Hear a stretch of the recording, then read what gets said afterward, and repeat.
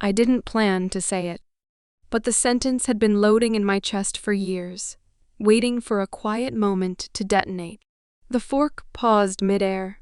The chandelier hummed, my mother's smile froze, like it had been painted on. My father went pale, because he knew what I knew, and because he understood, a second too late, that I wasn't bluffing. I pushed my chair back, slowly, controlled calm, the way you move when you've already won, and you don't want to rush the ending. That dinner wasn't the beginning. It was the reveal. I used to believe families were immune to strategy, that blood made people fair. I was wrong early, but I learned quietly. When my sister and I were younger, she was the sun, loud laugh, easy praise. I was the shadow that learned how to read rooms. My mother collected my sister's wins, like jewelry. My mistakes were inventory. I paid for college myself. My sister found herself on my parents' dime. I bought my first car. My sister wrecked hers and got another. I sent money home when Dad's hours were cut. My sister sent postcards. I didn't resent her, not at first. I resented the system. Still, I stayed, I paid. I smiled. I learned where the money went and how the silence was enforced. I learned how praise works like a drug, and how withholding it makes people reckless. The first betrayal wasn't loud, it was procedural. I co-signed the lease when Dad couldn't qualify. It was supposed to be temporary, just 6 months. Mom said we'll refinance. 6 months became a year. Then 2, my name stayed on everything. My sister moved back in without asking.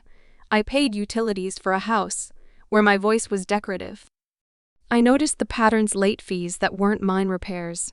I never approved my mother speaking to me, only when something broke. Then came the dinner invitations, strategic.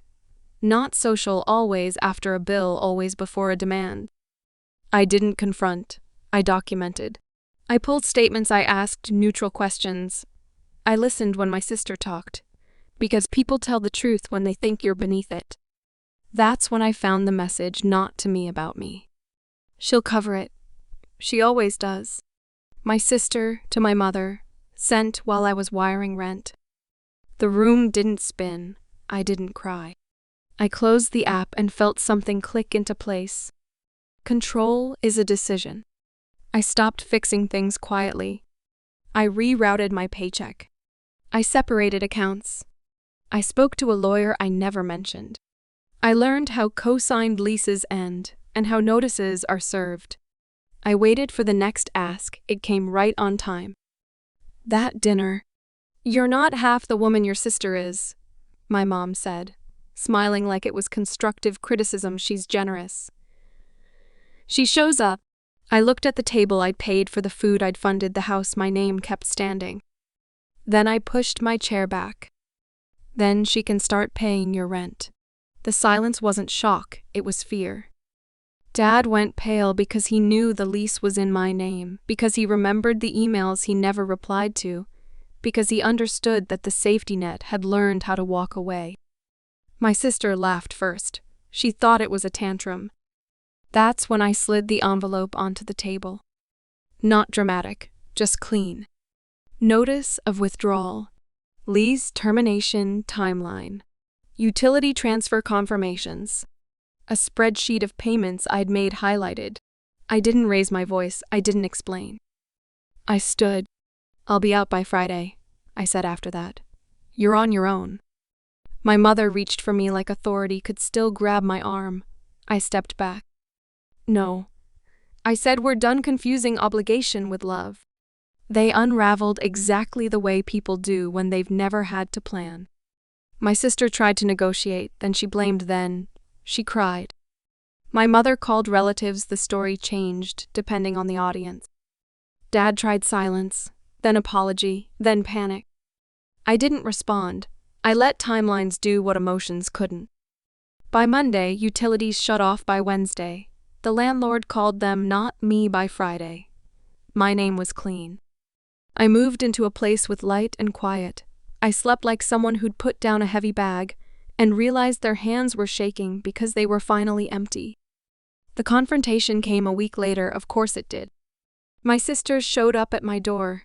mascara-streaked voice sharp. She told me I was cruel, that family doesn't do this to each other. I watched her say the words like she'd memorized them without understanding the grammar. Family doesn't use people. I said family doesn't confuse love with access. She told me Mom was sick with stress. Dad couldn't sleep, the rent was impossible. I nodded. Then you should help. She stared, the math finally hit her. I closed the door gently. Here's the part people don't like. Revenge didn't make me happy. It made me free.